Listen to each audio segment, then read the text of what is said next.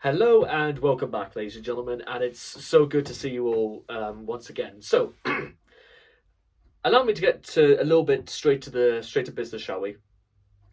For those who are at all interested as to the types of shorts that I upload, whether it's like doing weightlifting and talking about sobriety and also talking about less talking about it, more just doing videos of me brushing my teeth.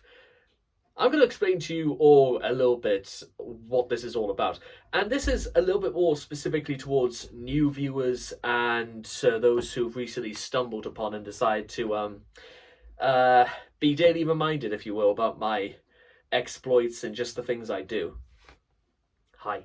So, allow me to explain why. I know it's a little bit early for this, but there is, after all the disasters that happened yesterday, and sometimes, like I said before, we have good days, we have bad days. Sometimes the days can start off bad and they can end on good notes. Well, yesterday was definitely one of those where it started off bad, but it got better at the end.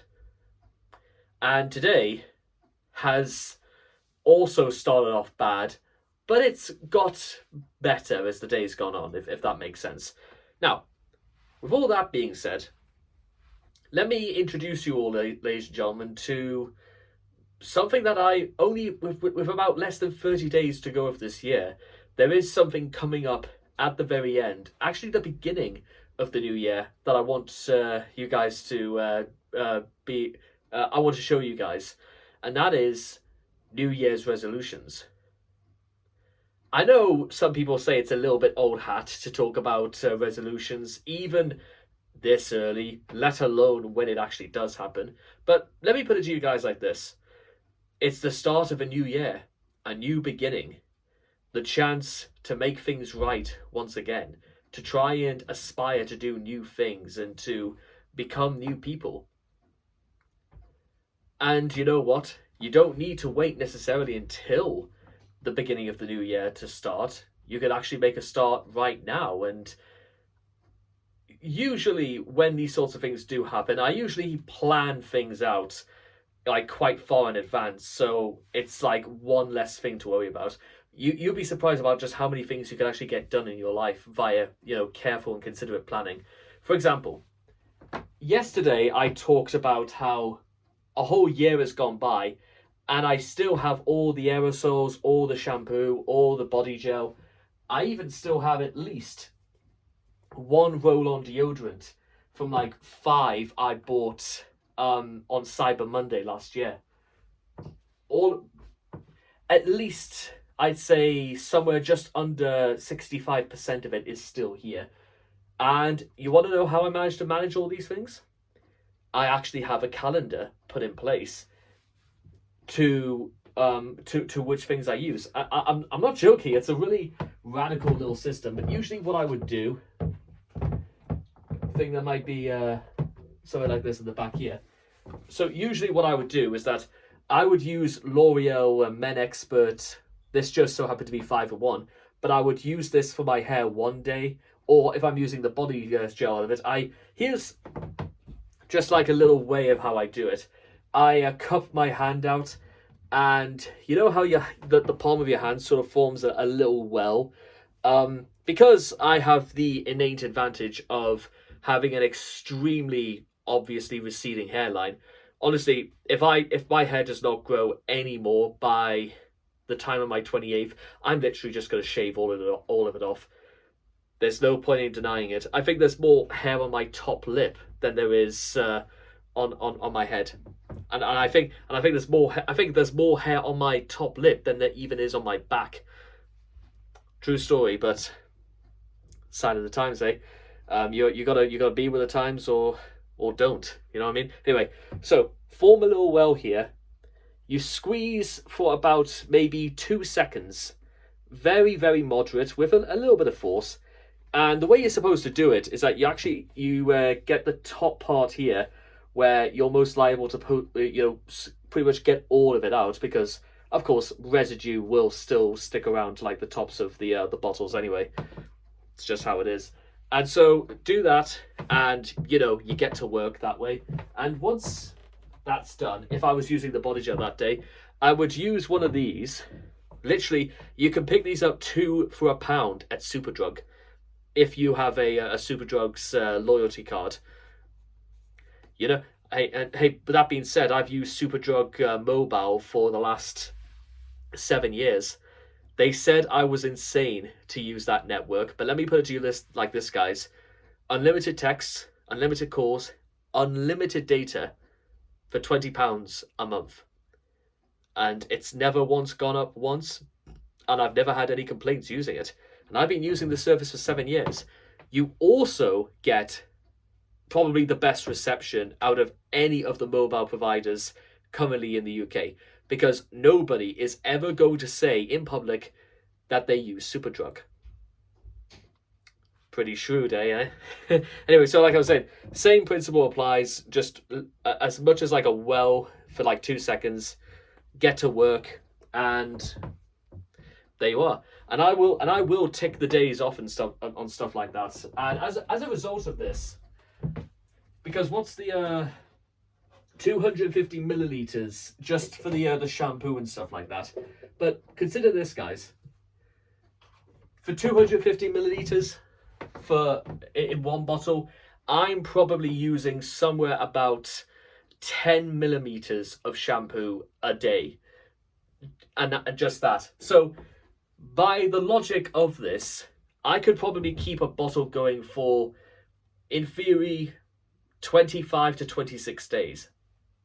But because of the number of bottles I do have, I would seldom actually get to use the same bottle. I'll just pick this up again just to show you guys. I would use this bottle, let's say, on a Monday, and I wouldn't get round to using it again for another 2 weeks. The result of all of this is that because of the rotation I use for my shampoo, it means that, and there's more bottles, by the way, in the shower room, literally just next door. It's more of an ensuite bathroom when you think about it. Anyway, so when all that's said and done, you're talking about pretty much making a single bottle of shampoo by the rota I'm working out on. An entire bottle can last, in theory, 9 whole months before it starts running on empty. And I think since December of last year, in terms of shampoo bottles, I think I've used about 6 in just in a whole year. And I think I've maybe used 2 of like the body gel bottles and stuff like that. And even the system for like using deodorant. I had 3 of these last year. I'm down to this one.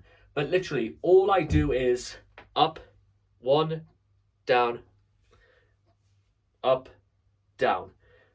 That's it. There is no reason whatsoever to use any more than that. And the same thing goes for, when I brush my teeth and stuff like that, I use Listerine and stuff like that. And again, I've used maybe 2 bottles of mouthwash in the last year, I want to say. Same thing goes with, to be honest, really, these things haven't even run out yet, the things for my hair, because as you can work out, it's not going to last much longer. To be honest, I probably should sell these on to my brother or something like that. I think he'd probably get better use out of those than I ever will. And the aerosols, again, are just, well, I know they're a little bit sort of out of focus, but 6 along this row, 6 along the back row. Some of these I've literally had since at least 2018. Like, do you guys remember these ones? Daily Fragrance, Signature, Oud Wood, and Dark Vanilla. Refines your style smoothly. See? Tell me why did they ever stop making these things? I really have no idea. I also have like Ice Chill and I think a mint variety of these sorts of things. So, in terms of just being organised, this all came to £100, by the way. Let's bring that back for 1 second. And £100, and this has already lasted a year. If anything, this could probably last 2 years. That's 50 quid a year just in toiletries.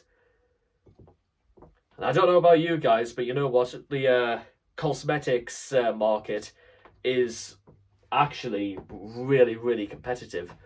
But present somebody with the idea of homegrown economics, even in something as just as simple as making a bottle of shampoo last for 26 days, literally for the price of £1. It may seem like a small price, but then again, how much you can get out of this is actually startling, if you will.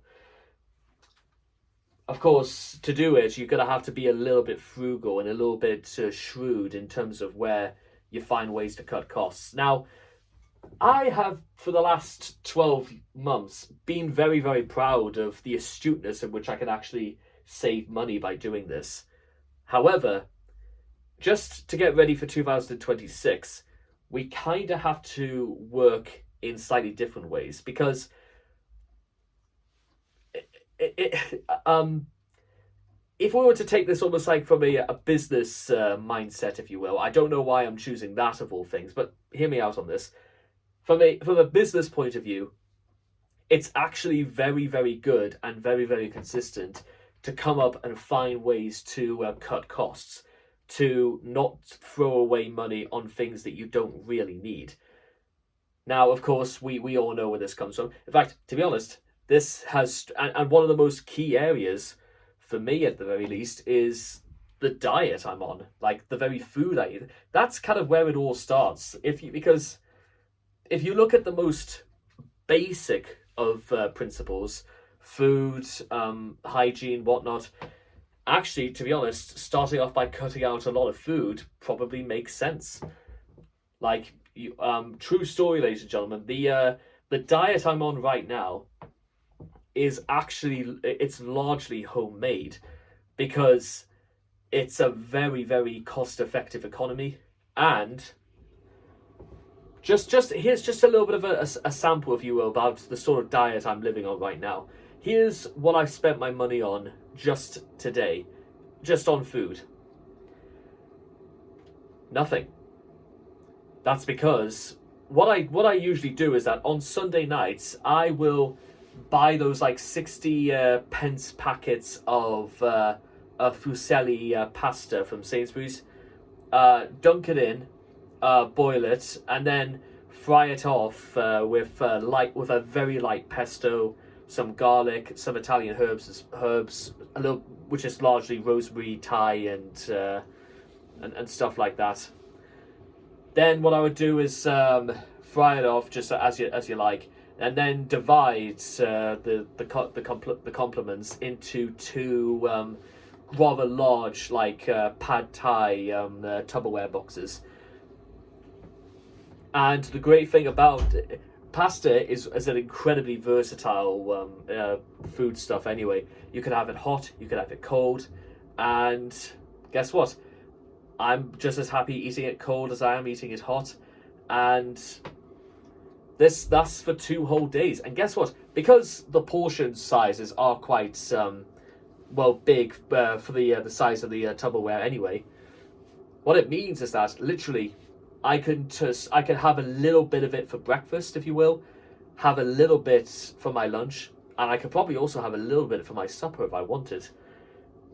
And to be I just feel kind of full and like perfectly satisfied that I don't really need to have anything else. Maybe having a little bit more fruit and vegetables is probably a good time to get more of these things into my diet. Actually, that's a good one right there. I must have more fruit and vegetables in my diet. But at the same time, it costs money to do that. But I have also hinted to the idea to actually, you know what, start an allotment, to actually grow my own food. Easier said than done. However, I think it's a fantastic opportunity. And of course, I'm not going to rival, the likes of Clarkson's Farm or anything like that. However, actually growing your own food and being able to eat the actual produce of what you've actually managed to do it's fantastic. And I kind of had a little bit of the idea because my own mother used to have an allotment, and but this was kind of like before her arthritis in her fingers like was starting to get a little bit out of hand, so to speak.